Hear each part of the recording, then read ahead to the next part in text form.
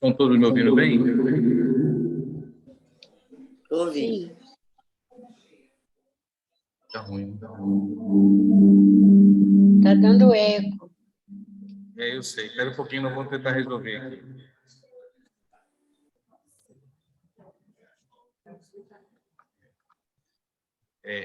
Fecha o seu microfone aí.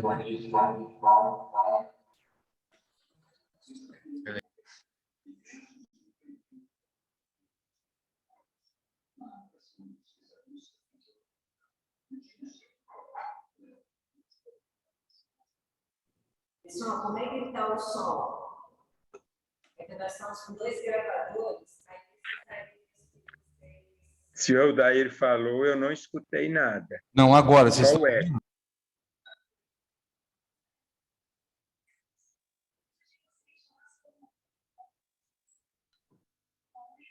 Bom, boa noite a todos. Como a Mariluz adiantou, nós vamos, então, falar sobre o relacionamento de Jesus com alguns expoentes que ele teve durante a vida dele, a estada dele aqui na Terra, durante a missão dele, durante os 3 anos em que ele passou. E nós vamos destacar que cada um tem características diferentes e que pode se encaixar com o que nós somos hoje, né? Então, nós vamos começar o primeiro, que foi Paulo de Tarso, né? Paulo de Tarso, quando eu fui pesquisar, ele nasceu na Cilícia, nas margens do Mediterrâneo, onde hoje é a Turquia, entre os anos 5 e 10 depois de Cristo. Então, se considerar que Jesus nasceu no ano 0, ele tinha de 5 a 10 anos a mais do que Jesus. Se você pegar a pior hipótese, quando Jesus foi crucificado, Paulo de Tarso tinha em torno de 23 anos de idade. Então, Paulo de Tarso foi contemporâneo de Jesus. Ele poderia até ter sido apóstolo de Jesus. Então, a transformação dele foi uma coisa extremamente... foi uma coisa bem programada, porque não tinha interesse da espiritualidade naquela época de que Saulo fosse um apóstolo. Saulo, ele precisou de passar por aquele momento para ele sofrer a transformação e ele dar continuidade à divulgação do cristianismo entre os pagãos. Por isso que Paulo é considerado como o apóstolo dos gentios, né? Aquelas pessoas que não eram judeus e que não acreditavam nem no Deus único, né? Eles tinham a ideia, eram os pagãos, na verdade, né? Então, vamos lá. Então, no ano de 30 depois de Cristo, quando Jesus desencarnou, Saulo tinha 23 anos. Aqui ele era Saulo ainda, tá? No ano de 35 depois de Cristo, ocorre a morte de Estevão. E aqui é interessante a gente recapitular no livro de Paulo Estevão que Saulo ele era um profundo estudioso das obras judias, né, do Novo e do Velho Testamento. Ele conhecia profundamente isso e era muito estudioso. E ele tinha um cargo similar ao de um promotor de justiça, onde ele era o acusador. Então, Estevão foi o primeiro cristão que foi alvo da atuação de Saulo. E Estevão, ele foi condenado à morte por lapidação. E Saulo era noivo de Abigail. E ele, muito orgulhoso, ele convidou a noiva dele para assistir ao julgamento final de Estevão. Qual não foi a surpresa dele quando descobriu que Abigail era a irmã de Estevão? E Abigail fica transtornada, ela sai correndo de lá, fugindo daquele tribunal, e logo depois Estevão é condenado e é executado imediatamente. E Saulo não consegue novamente reatar com Abigail. Abigail entra num processo de depressão muito grande, tanto que ela desencarna alguns anos depois. E o interessante é que Abigail e Estevão passam a ser os anjos da guarda de Saulo. Eles passam a cuidar de Saulo para que ele possa ir pelo caminho, o caminho programado. E isso acontece quando ele é nomeado pelo Sinédrio para perseguir os cristãos, e ele vai com uma guarda até Damasco, onde ele vai buscar aquele que tinha convertido Estevão. Ele achava que ele era o responsável por tudo aquilo. E durante esse caminho, aparece uma luz muito forte que assusta os cavalos empinam, e logo vem uma voz direta, muito, muito intensa também, que todos ouviram, se dirigindo a Saulo. E a voz dizia: Saulo, Saulo, por que me persegues? O impacto é tão grande em Saulo que ele, naquele momento, ele fica cego com a luz, mas ele entende que aquela mensagem tinha alguma razão de ser. Tanto que ele fala, Senhor, ele responde a Jesus: que queres que eu faça? Então, naquele momento, ele sente que ele tinha uma missão realmente muito forte e programada, e na mesma hora ele responde. E Jesus fala com ele que ele devia entrar em Damasco e procurar, eu sempre esqueço o nome dele, do Ananias. Ainda bem que eu tenho meus universitários aqui. Ele vai atrás de Ananias, que era aquele que ia prender, né?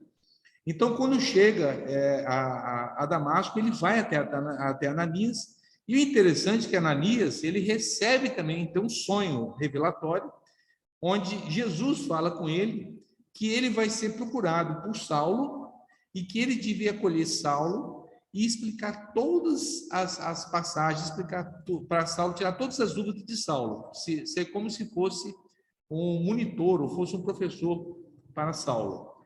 E Ananias acha muito estranho, porque Saulo já tinha fama de ser perseguidor de cristãos, mas em todo caso, eu não vou questionar com o mestre, né? Vamos esperar para ver o que acontece.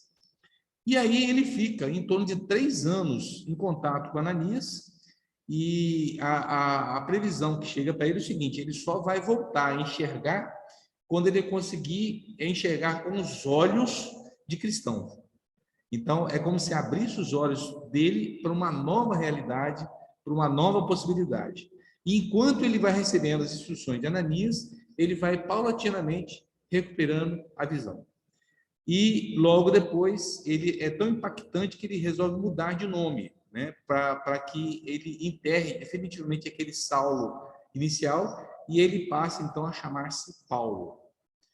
E a primeira missão de Paulo é muito complexa, porque ele vai procurar aos cristãos. Então ele vai até na casa do caminho, onde ele vai tentar encontrar com Pedro. E quando ele chega na casa do caminho, a pessoa que o recebe fica assustado. E ele deixa Paulo esperando na porta e corre lá dentro falando com Pedro: olha, tá aí aquele sujeito que é perseguidor de cristão. Aí Pedro fala assim: o que ele quer? Eu disse: não sei. Aí ele fala assim: bom, vamos ver então, mas todos com medo, né, do que viria para ele.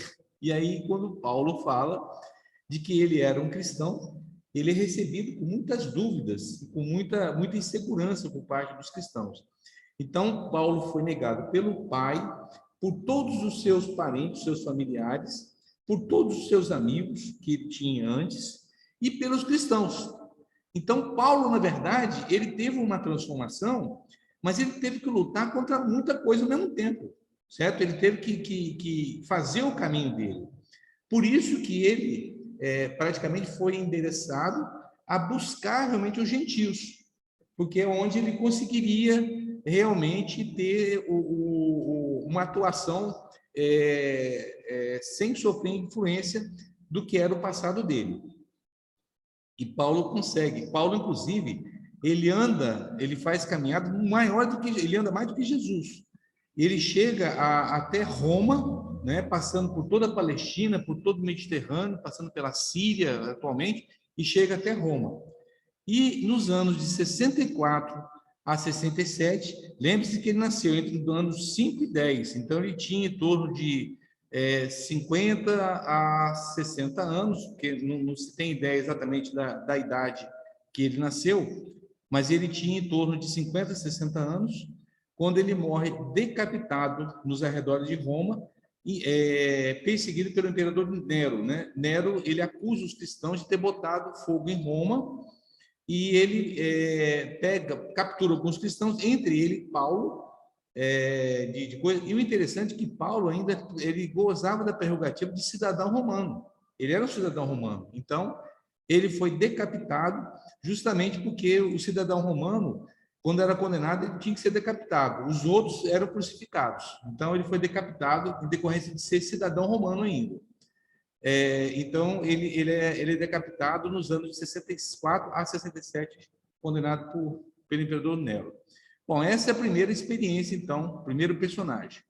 O outro personagem que nós vamos falar é Marta e Maria, naquela passagem que todo mundo conhece, quando Jesus ele chegou até a casa de Lázaro, e a casa de Lázaro ficava no meio do caminho até chegar a Jerusalém. Então, todas as vezes que Jesus ia para Jerusalém, ele ficava na casa de Lázaro, onde ele gozava realmente de laços de amizade. Marta e Maria eram irmãs de Lázaro. E aqui, só para contextualizar a situação, é o seguinte: quando Jesus ia caminhar, ia para Jerusalém, ele não ia sozinho, ele ia com uma comitiva. Só de apóstolos, de simpatizantes, todos que iam com ele, tinham em torno de 30 a 40 pessoas. Então, imagine vocês chegar na casa de cada um de vocês, 30 a 40 pessoas, para pousar, para continuar a caminhada. Então, Marta que cuidava dessa parte de logística. Então, chegando essas pessoas todas, a primeira coisa que vai pensar, bom, esse pessoal vai ter que comer, então tem que fazer comida para esse batalhão. Aí tem que tomar conta da comida. Depois vou pensar, vão ter que tomar banho, ou vou ter que se limpar, ou coisa assim. Então tem que ser 40 pessoas para tomar banho. Aí depois você vai ter que dormir. Então tem que ter a logística todinha. Aí o que acontece?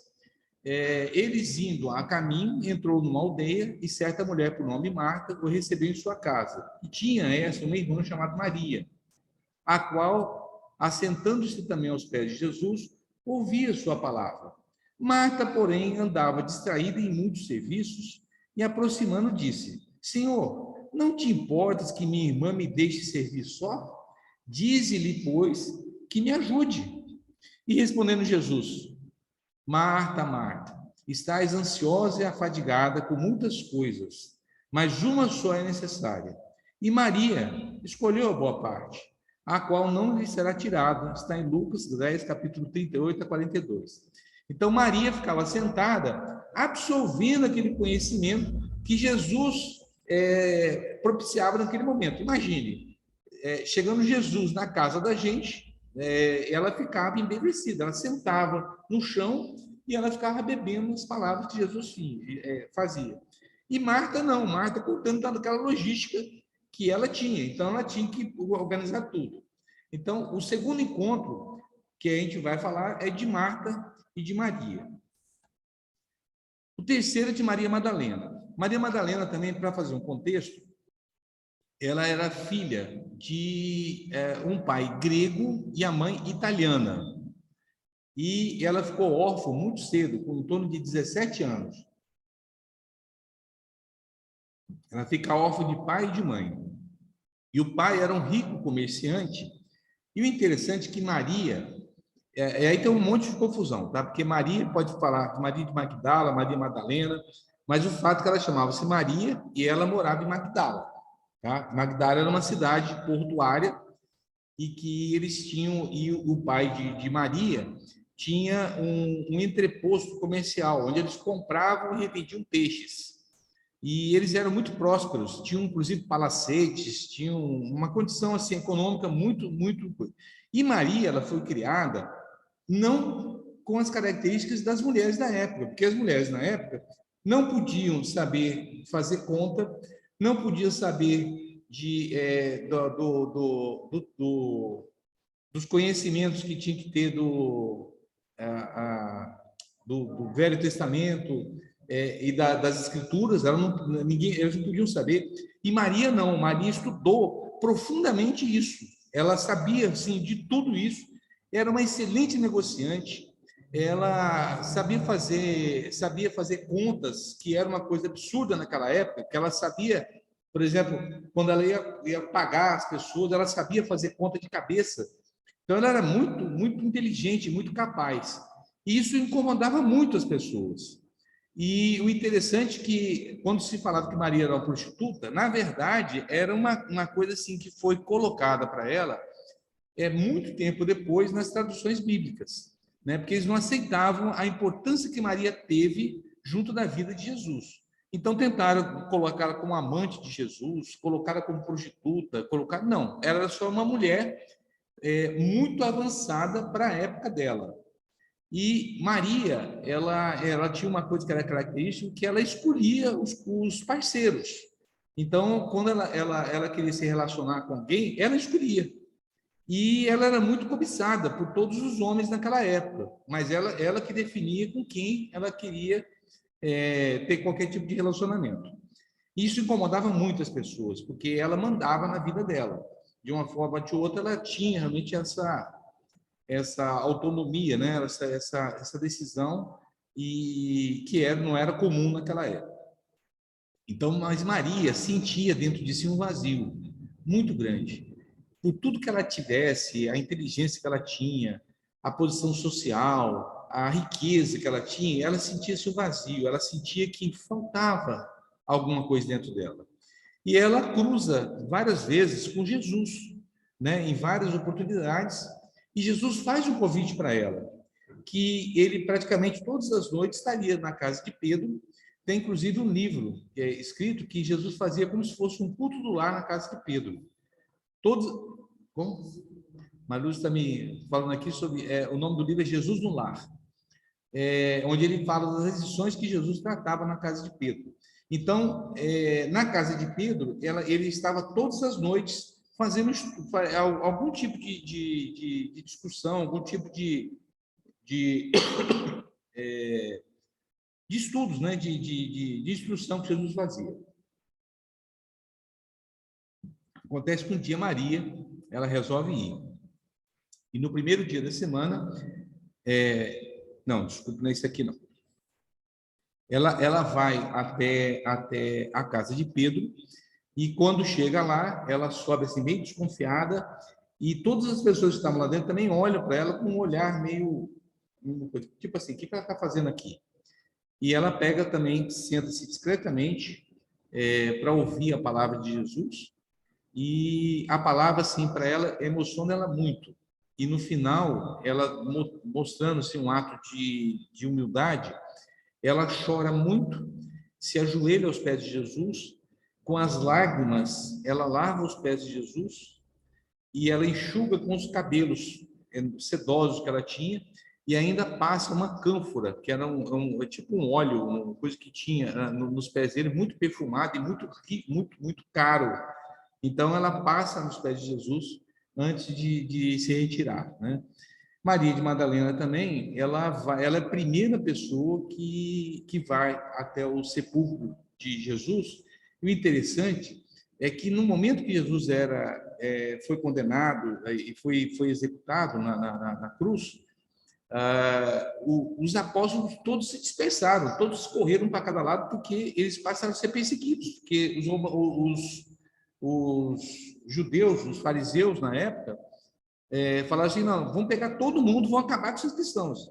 Então, todos eles fugiram, ficaram escondidos no coisa com medo, né? E Maria, ela falou o seguinte, não, eu vou até lá porque eu tenho que passar óleo no corpo dele, né? Eu não posso deixar ele desse jeito. Então, ela é repreendida por Pedro, que fala que ela não devia ir, mas ela teimando, ela vai, né? Então, ela colocou, inclusive, a sua vida em risco quando ela vai até o túmulo de Jesus. Lá chegando, ela observa que para a gente entender assim, o contexto, o túmulo, na verdade, era como se fosse uma gruta. E tinha uma pedra, normalmente polida, uma pedra redonda, muito grande, que precisava de vários homens para poder rolar essa pedra. E ela era lacrada ali dentro. Então, um homem só não conseguia tirar aquela pedra. Quando ela chegou, ela viu que a pedra estava afastada, o sepulcro. Ela entrou lá dentro e o sepulcro estava vazio. E ela percebe no coisa que Jesus não estava lá. E aí, quando chega, ela vai falar com Maria, né? E Maria e ela vão até lá, quando Jesus aparece para elas dizendo que ele, depois de 3 dias, ia encontrar com todos os apóstolos e pede para que todos fossem até Nazaré, onde ele ia se encontrar com todos os apóstolos. Então, essa foi uma grande importância de Maria Madalena, que ela representa o exemplo dos que cometem equívocos graves na sua marcha evolutiva, mas que conseguiram, ao toque do amor do Cristo, reajustar-se perante a lei de Deus e voltar-se definitivamente para o bem. Conta que Jesus, quando ela terminou esse processo, né, Jesus foi crucificado e tudo mais, ela entrou no pequeno barco no mar Mediterrâneo e ela pediu para que os guias espirituais, os mentores espirituais, a conduzissem aonde ela fosse importante. E aí ela foi até a costa da França, onde ela vivia numa gruta. E nessa gruta ela cuidava dos leprosos, que na época eles eram abandonados. Ninguém queria chegar perto dos leprosos, porque não tinha cura, não tinha tratamento para eles, né? E ela, inclusive, ela morreu de hanseníase. Ela pegou lepra das pessoas que cuidavam e ela desencarnou em decorrência da hanseníase. Ela seguiu Jesus em muitas de suas peregrinações, estando presente nos momentos dolorosos da crucificação em companhia de outras mulheres e também no sublime instante da ressurreição do Senhor. Ela acompanhou Jesus, inclusive, durante o Gólgota. Ela não se acovardou. Ela foi atrás de Jesus o tempo todo, orando, rezando e muito emocionada. Ela e Maria, né? Aí nós vamos agora para o nosso 4º exemplo, né? Que é Nicodemos. Quem era Nicodemos? Nicodemos era um fariseu. Era justamente um dos povos que Jesus mais combatia. Porque os fariseus eram aqueles judeus hipócritas, aqueles que viviam de aparências. E Jesus, ele, com a energia própria, ele sempre combatia esse tipo de atitude, né? Então, aqui na parte de João, capítulo 3, versículo 1 a 6, e havia entre os fariseus um homem chamado Nicodemos, príncipe dos judeus. Este foi ter de noite com Jesus e disse-lhe: Rabi, bem sabemos que és mestre, vindo de Deus, porque ninguém pode fazer esses sinais que tu fazes, se Deus não for com ele. Jesus respondeu e disse-lhe: na verdade te digo que aquele que não nascer de novo não pode ver o reino de Deus. Disse-lhe Nicodemos: como pode um homem nascer sendo velho? Pode, porventura, tornar a entrar no ventre de sua mãe e nascer? E Jesus responde que, na verdade te digo que aquele que não nascer da água e do Espírito não pode entrar no reino de Deus. O que é nascido da carne é carne, e o que é nascido do Espírito é Espírito. Então, essa passagem bíblica, ela deixa muito claro quando Jesus fala da reencarnação, né? Que nós vamos nascer de novo da água e do Espírito. Então, a gente sabe que o nosso corpo o corpo adulto tem em torno de 75% de água e mais o espírito. E uma criança tem em torno de 90% do peso do corpo de água. Então, é isso que ele fala, nascer da água e do espírito. Uma coisa mais clara é impossível. E Nicodemos tem um pouco de dificuldade, apesar de ele ter uma inteligência bem acima. E o interessante aqui é que Nicodemos, apesar de tudo isso, ele se incomodava, porque faltava alguma coisa para preencher ele. Por isso que ele foi atrás de Jesus. E o interessante é que ele foi de noite. Ele vai de noite com Jesus para não ser visto. Porque, de uma forma ou de outra, tem aquela coisa de que ninguém ficasse sabendo que ele estava tendo contato com Jesus. Então, ele foi também escondido para poder tirar essas dúvidas. Então, Nicodemos, ele pertencia a essa casta dos fariseus, que era uma ordem religiosa e política, caracterizada pela intolerância, pelo apego exagerado às leis mosaicas e pelas manifestações de culto externo, sem muita prática. Só tinha manifestação do culto, mas não tinha prática daquilo que eles estudavam. E apesar de ser chamado de príncipe dos judeus, por ser alguém bem situado no campo social e politicamente influente, membro do Sinédrio, Nicodemos percebia que algo profundo e verdadeiro lhe faltava. E vemos nesse personagem do Evangelho uma pessoa que, por contingências reencarnatórias, estava presa às tradições religiosas vigentes, mas que procura superar as barreiras das convenções e procura o mestre, ainda que tarde da noite. Então, ele se incomoda e, de uma forma ou de outra, ele foi atrás, né, para poder esclarecer as dúvidas que ele tinha. Essa passagem agora é muito interessante, né? É uma passagem que eu gosto muito, que ela fala de Emmanuel. Emmanuel, ele teve várias encarnações. Uma das encarnações, ele chamava-se Públio Lentulus Cornélius. Não, minto. Não, antes ele era eu esqueci o nome dele. Ele se encarna como Públio Lentulus, eu esqueci o nome, não era Cornélios. Cornélios é nessa encarnação atual. Ele era o tataravô, ele tinha sido o tataravô dele, né? Como se tivesse o tataravô dele.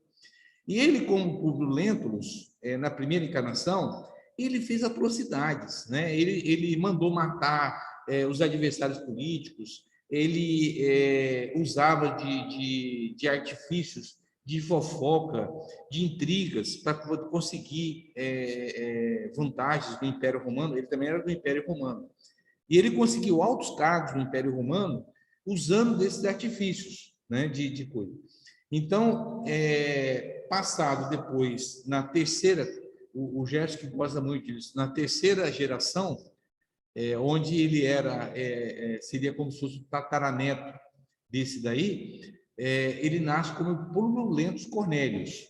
Esse era também Emmanuel, que vai ser o foco do nosso estudo agora, e ele chamava Públio Lentulus Cornélius, que era um poderoso senador romano casado com Lívia, que era uma esposa extremamente virtuosa e muito religiosa. Apesar dela ser romana, ela tinha assim era uma alma muito elevada, ela tinha realmente uma condição espiritual bem elevada.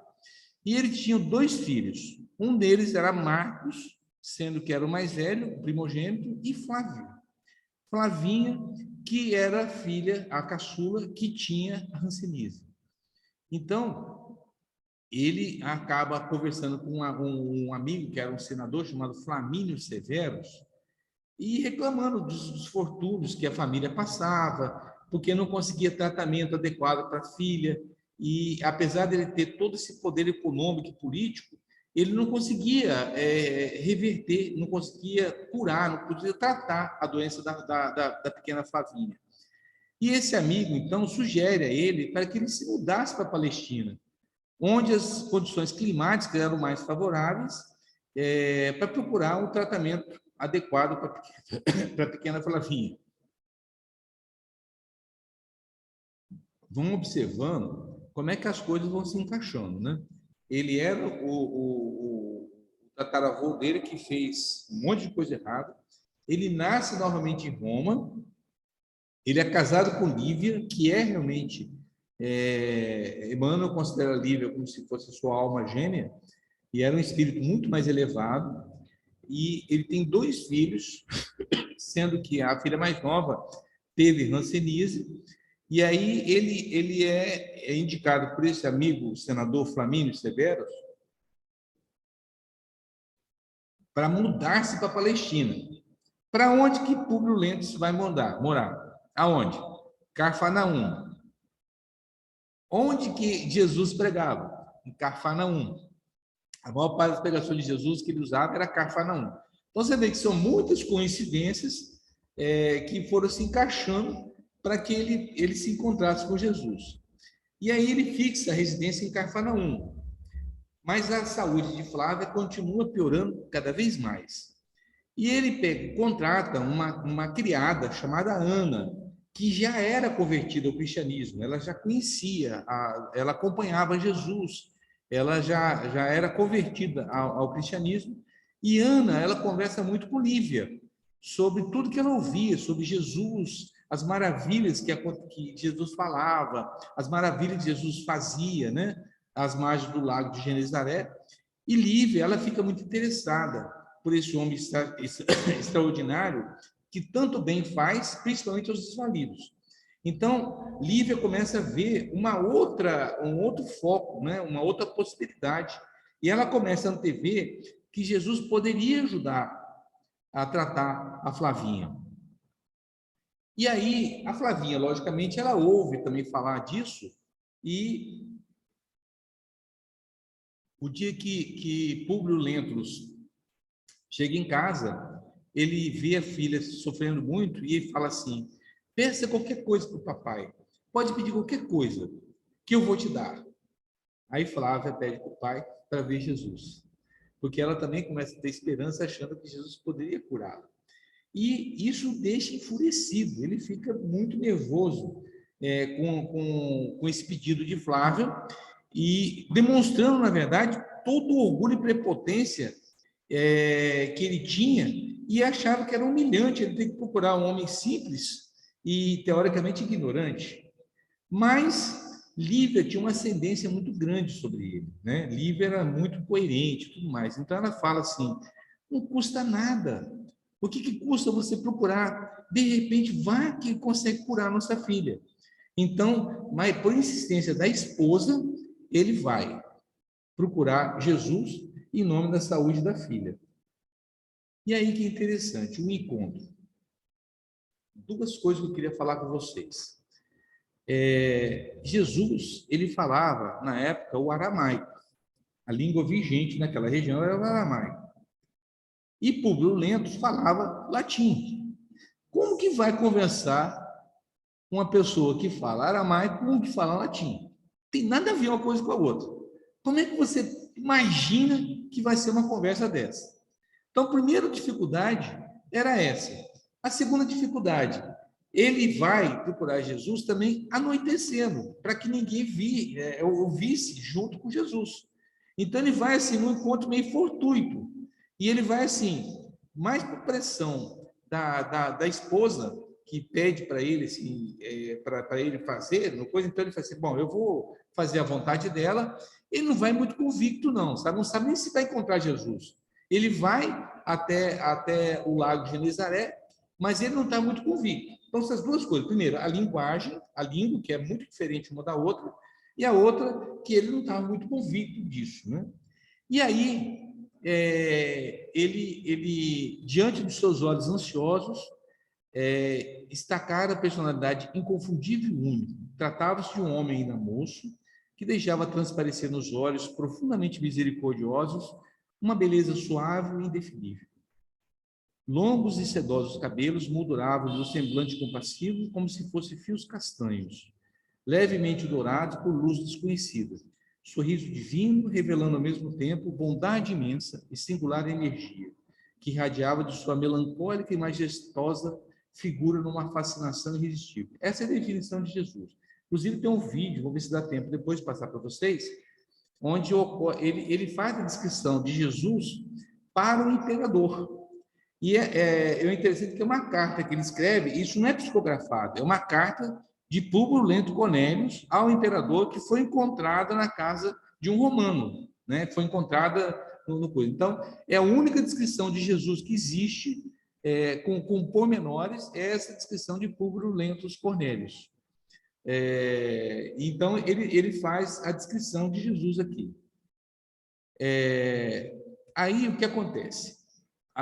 Como eu falei com vocês, quando ele é encontrado por Jesus, ele está a caminho, e aí Jesus aparece. E ele vai descrevendo no livro, de que ele percebe uma mudança muito grande no ambiente. É como se tudo ficasse calmo, como se os pássaros se acalmassem, se silenciassem, o vento ele diminui de intensidade, surge um perfume muito agradável naquele ambiente, e ele percebe que tem alguma coisa muito, muito grande surgindo, alguma coisa muito, muito elevada, né? Ele consegue perceber isso. E aí Jesus se aproxima dele e fala: senador Públio Lentulus. O falar aqui que é interessante, que Jesus não falava pelo aramaico, ele falava através de uma telepatia, falava na mente dele, ele conseguia fazer com que ele entendesse sem precisar de falar. E Públio Lentulus, ele fica mudo, ele não consegue falar nada, ele simplesmente se ajoelha, ele fica inerte, e Jesus falando com ele o tempo todo, né? Falando e comentando, e fala o seguinte: Flávia vai ser curada graças às orações de Lívia e de Ana, que elas que intercederam, né? Então ele fala para ele que ele tem a oportunidade de evitar milhares de anos para poder expiar os erros do passado que ele teve, como o tataravô dele, né? Na encarnação passada. Nessa encarnação não tinha tantos erros, mas na outra tinha muito. E que ele bastava que ele aproveitasse aquela oportunidade daquele encontro. E o senador, ele fica inerte, não sabe o que fazer. Então, na mente dele, ele começa a pensar: mas Roma é muito poderosa. Roma, ela tem a águia, né? Aí Jesus fala o seguinte: a águia, ela pode desaparecer, né? Do mesmo jeito que surgiu com esse poderio, pode também desaparecer. Então, ela já estava fazendo uma previsão do declínio do Império Romano, que era uma coisa impensável naquela época, né? O poder de Roma era tão grande que ninguém imaginava que um dia esse império pudesse ser derrotado, ainda mais por bárbaros, né? E Emmanuel, o senador Públio Lentulus, ele não se convence, né? Então ele volta para casa e aí ele encontra a pequena Flávia nos braços da mãe, já com sinais de recuperação. Mas mesmo assim ele não se convence, ele acha que não era Jesus que curou, né? E a Flávia, ela diz que ela sentia como se mãos a acariciassem, né? E ela falando assim, que enquanto ele estava lá, porque nem eles sabiam que ele tinha ido até Jesus, mas quando ele volta, já vê que Flávia está melhor. E Flávia estava numa crise muito, muito, muito grave quando ele sai no desespero, e ela estava numa crise muito grave. E aí Lívia ainda confirma que ela viu uma luz que envolvia a menina, né? Mas ele fala com ela para não falar para ninguém que aquilo tinha acontecido, né? E que a fé e as orações das duas mulheres que curaram a sua filha, porque Jesus tinha falado que ele só intercedeu graças ao pedido de Lívia e de Ana. Então, o senador não aproveitou essa oportunidade, e o que acontece? Ele desencarna depois de um certo tempo, e na encarnação, 50 anos depois, que tem um livro também com esse nome, ele encarna como Nestório, onde ele é um escravo da própria Roma. Então, olha só, e é até interessante isso, porque as pessoas falam assim: mas fala que o espírito não pode regredir? Ele era um senador e depois passou a ser um escravo? Não, o espírito não regride, ele era muito melhor. Tanto é que ele já era cristão, Na história, ele consegue ter uma formação cristã. Então, ele não regrediu. Mas, do ponto de vista social, econômico e tudo mais, ele era um escravo, né, de Roma. Então, ele passa por várias situações, como Jesus antevia. São milhares de anos que ele teria que passar para poder conseguir expiar todos os erros do passado. Tá? Então, nós vamos agora ao último personagem, Zaqueu. Quem era Zaqueu? Zaqueu era uma pessoa desprezada pelos habitantes da cidade, por ser publicano, por ser o chefe dos publicanos, por ter enriquecido possivelmente de forma ilícita. Por quê? Os publicanos eram aqueles que cobravam impostos dos judeus para entregar aos romanos. Então, o que acontecia? Eles tinham que acontece até nos dias de hoje ainda, né? Alguns fiscais iam lá e aplicavam multas maiores do que era necessário, pagavam a Roma o que era devido e embolsavam a diferença. Então, eles eram muito ricos, era uma coisa detestada por isso, porque, de uma forma ou de outra, eles desviavam de forma ilícita e conseguiam realmente fortunas em decorrência disso. Ele era muito rico, mas era extremamente detestado por todos. E os mais impiedosos, por inveja, eram os que disputavam a sua função e que não conseguiram. Quer dizer, os que tinham mais raiva dele, aqueles que queriam ser como ele. Não é que criticavam a ação dele. Eles queriam, por inveja, ser o que ele era, mas por não conseguir, então eles perseguiam de maneira mais impiedosa.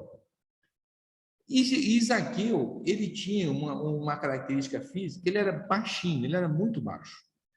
Ele era mais baixo que a Rosana.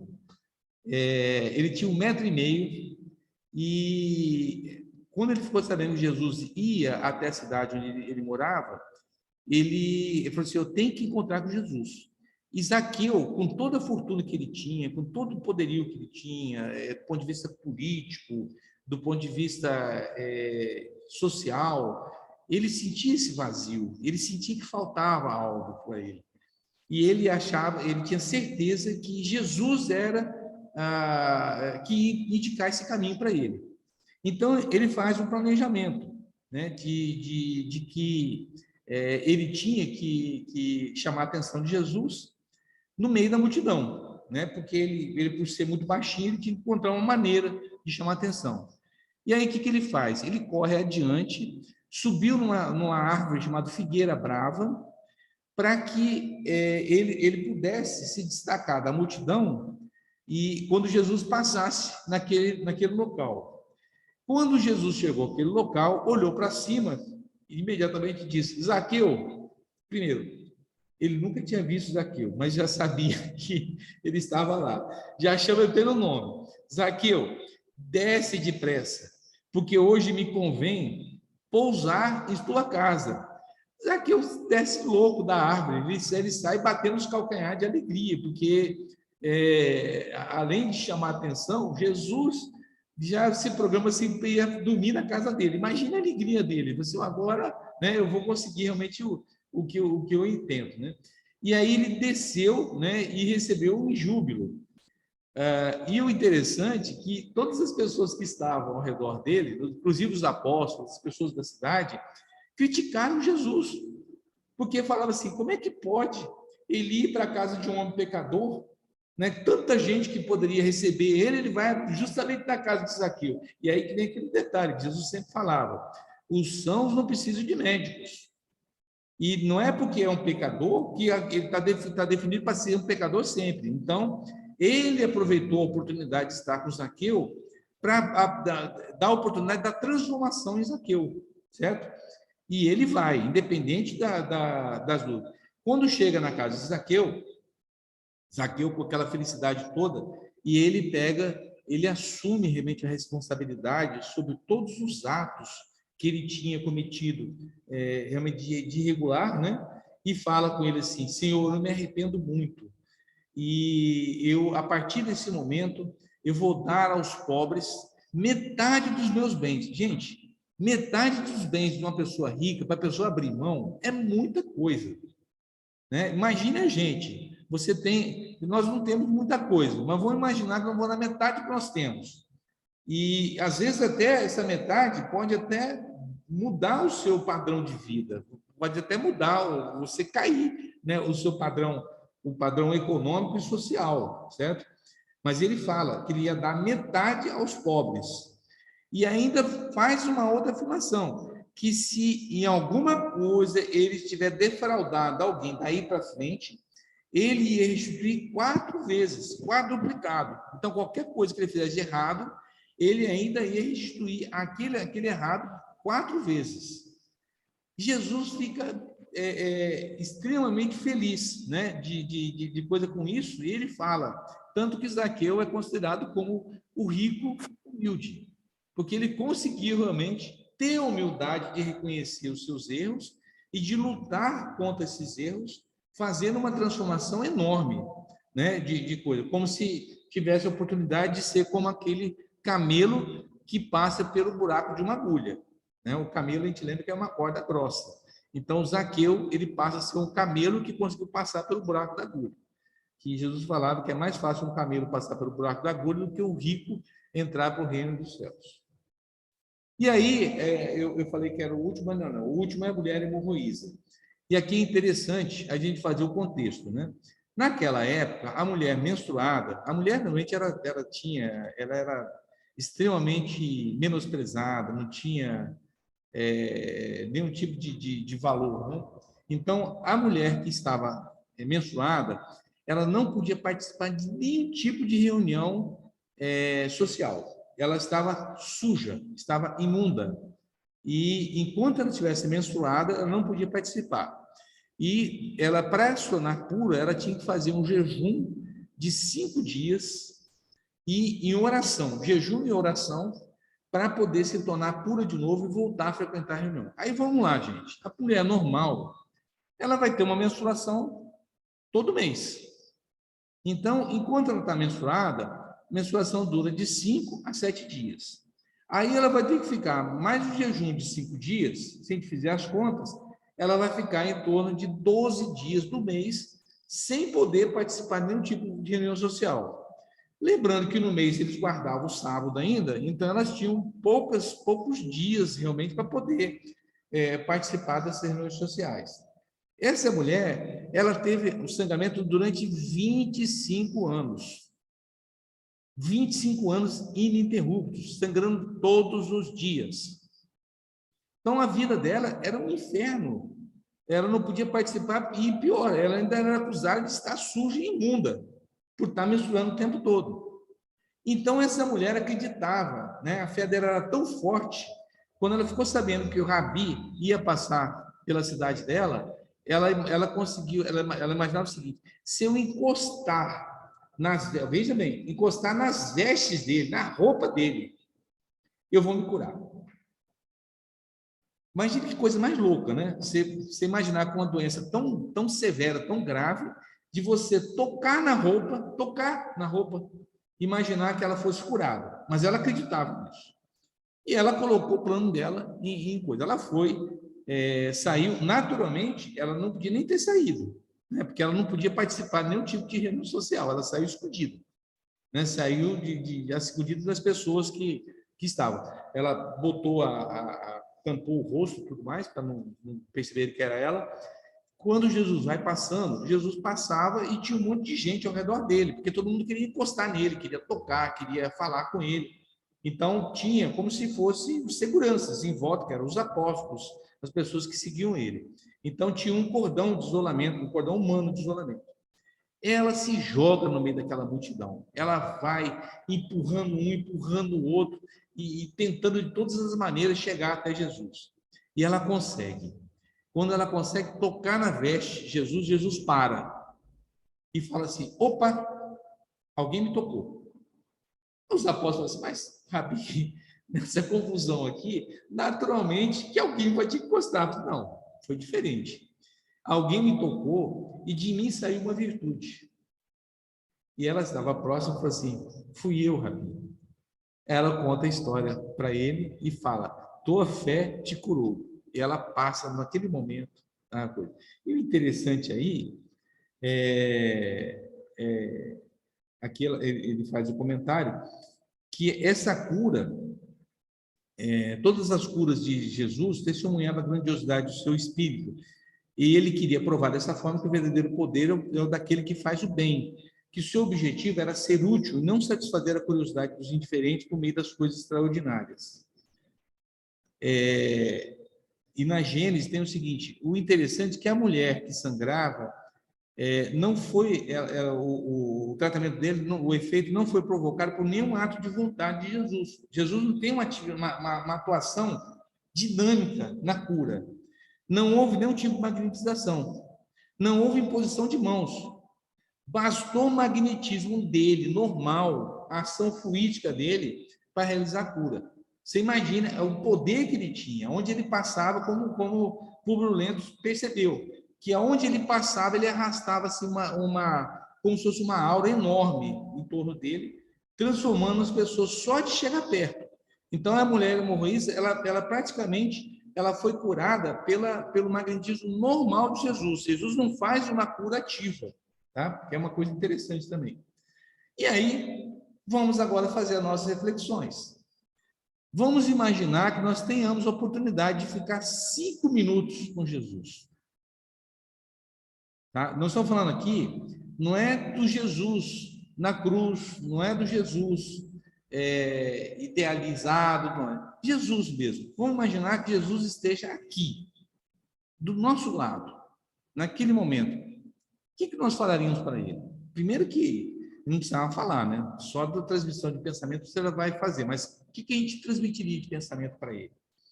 O que nós pediríamos? O que nós prometeríamos, como Zaqueu? E aí, a gente vai lembrando que nós temos milhares de encarnações. E, de uma forma ou de outra, nós temos algumas fórmulas e alguns valores que nós vamos repetindo, uma após outra. Um exemplo que o doutor dá, que ele fala que ele estava andando na região do Paraná e ele vê uma plantação enorme de milho, né? Um mineral enorme que tinha. E aí ele fala que dos pratos comuns na época lá, daquela região, era o curau. Para quem não conhece, o curau é como se fosse uma papa de milho mais dura e que ela é embalada na própria palha do milho, amarrada com a própria palha e depois ela sofre um outro processo de cozimento. Então, tá, desculpa. Os meninos universitários aqui estão me corrigindo. Estou falando da pamonha, tá? A pamonha que é feita como se fosse uma papa mais dura, né? Mas ela sofre um cozimento dentro da embalagem da própria folha do milho, né? Então, ele chegou lá e falou o seguinte, bom, aí me deram uma receita para mim fazer a pamonha. E eu fui fazer a pamonha em casa. Então, eu segui todos os passos para poder fazer a pamonha como estava naquela receita. E a pamonha não ficou boa, não ficou legal. E aí eu falei assim, não, eu tenho que fazer de novo isso aí. Então, eu tinha aquela receita, eu vou fazer de novo, mas vou fazer agora mais devagar. Vou fazer com mais atenção, fazer um pouco mais devagar, para ver se eu consigo ter o resultado da pamonha que tem aqui na região. Não fica boa de novo. Aí ele toma a decisão de fazer a mesma forma, mais depressa. Então, ele faz rápido uma coisa e tal, e fica ruim do mesmo jeito.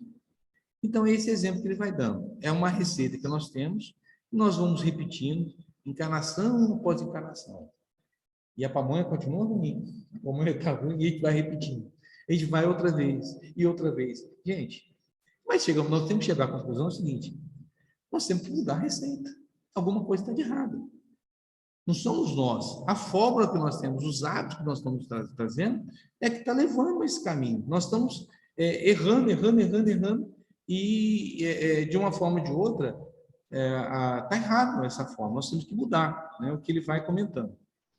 Então, nós não conseguimos mudar nada se nós não mudarmos as nossas fórmulas e valores. Se você não fizer alguma coisa, você não vai mudar, você vai continuar fazendo sempre a mesma coisa. E a resistência que nós temos à mudança é muito grande. E, geralmente, ela ocorre mais inconsequente. Essas mudanças só acontecem fruto das nossas escolhas, que nós vamos escolhendo algumas coisas e vamos tendo consequências dessas escolhas. E, às vezes, nós somos obrigados a mudar mais em consequência dessas escolhas do que do nosso desejo interior mesmo de mudar. Então, quer dizer, nós vamos optando sempre de ir pelo caminho mais difícil, né? Você não reflete que poderia mudar, você ser mais proativo e tudo mais. Não tem aquela história que você pode mudar pelo amor ou pela dor, e que nós realmente usamos o caminho da dor. Por quê? Porque a dor vem em decorrência das nossas escolhas equivocadas, que poderia ser muito mais fácil se nós usássemos o caminho do amor, que é proativo, que você já vai terminando assim, não. Aí você tem que ser humilde, você tem que combater o seu orgulho, o seu egoísmo, tudo mais, para poder fazer essa mudança. Então, quando nós falamos desse contato com Jesus, nós temos que reformular tudo isso. Porque se hoje nós estamos com milênios de erros e de fórmulas erradas, é o momento de nós refletirmos nessa mudança, como fez Zaqueu. Então, e a outra coisa que nós estamos há mais de 2000 anos envolvidos na mensagem de Jesus. Nós estamos cheios, repletos de teoria. Mas os nossos corações e as nossas mentes ainda estão impermeáveis a essa mensagem. Apesar de nós estarmos vivendo todo esse tempo, esses 2 milênios, com as informações, porque nós estamos encarnando e reencarnando desde que Jesus veio, inclusive nós já estávamos encarnando naquela época. Então, nós temos essa informação, né, de coisa nesse tempo todinho, mas a gente não está permeável a essa mensagem, não penetrou nos nossos corações, não transformou as nossas mentes. E aí vamos pensar como seria o nosso encontro com Jesus, né? Com tudo isso aí, será que nós teríamos essa força de mudar? Será que nós combateríamos o nosso orgulho, o nosso egoísmo e tudo mais para poder realmente encontrar? Será que nós, se tivéssemos, como os personagens que nós falamos anteriormente, alguns minutos, será que nós aproveitaríamos a oportunidade como fez Maria de Madalena, como fez Paulo ou fez Zaqueu? Será que nós teríamos essa oportunidade? Porque nós podemos ser qualquer um deles. Ou então nós agiríamos impregnados pelo orgulho, como fez o nosso senador Públio Lentulus, nosso querido Emanuel. Aproveitaríamos, então, para reformular as nossas crenças, nossas fórmulas e os nossos valores, os nossos hábitos, em suma, né? Ou nós continuaríamos mantendo as nossas ações baseadas nessas fórmulas que comprovadamente não nos tiram do lugar em que estamos. Se nós continuarmos fazendo o que estamos fazendo, nós não vamos sair do lugar. Então, não adianta você pensar em buscar ou encontrar com Jesus se você não tiver buscar realmente mudar essas fórmulas e combater o orgulho e o egoísmo para que dê oportunidade para a humildade e a caridade também aparecer. Bom, aqui nós temos um texto, nós estamos com tempo, eu vou só ler esse texto aqui rapidinho, que, só para a gente resumir, foi o que Jesus falou com Emmanuel, quando ele encontrou com ele no lago de Genezaré. Como está no livro aqui, tá? Depois de longos anos de desvio do bom caminho, pelo sendal dos erros clamorosos, encontras hoje um ponto de referência para a regeneração de toda a tua vida. Está, porém, no teu querer o aproveitá-lo agora, ou daqui a alguns milênios. Se o desdobramento da vida humana está subordinado às circunstâncias, és obrigado a considerar que elas existem de toda a natureza, cumprindo as criaturas a obrigação de exercitar o poder da vontade e do sentimento, buscando aproximar seus destinos das correntes do bem e do amor aos semelhantes. Soa para teu espírito, neste momento, um minuto glorioso. Se conseguires utilizar tua liberdade para que seja ele, em teu coração doravante, um cântico de amor, de humildade e de fé, na hora indeterminável da redenção, dentro da eternidade. Mas ninguém poderá agir contra a tua própria consciência, se quiseres desprezar indefinidamente esse minuto de todos. Quer dizer, naquele minuto, se ele não quiser aproveitar, era um direito dele. Essa frase final eu achei lindíssima, né? Onde Jesus fala que é um pastor das almas humanas desde a formação desse planeta, há muitos milênios. Há muitos milênios vem procurando reunir as ovelhas tresmalhadas. As ovelhas tresmalhadas são aquelas ovelhas rebeldes, fugitivas, né? Tentando trazê-los ao coração as alegrias eternas do reinado de Deus e de sua justiça. Então, Emmanuel era uma ovelha tresmalhada. E ele fez toda essa programação para trazer Emmanuel até ali, para refletir e aproveitar esse minuto ditoso para ter essa transformação.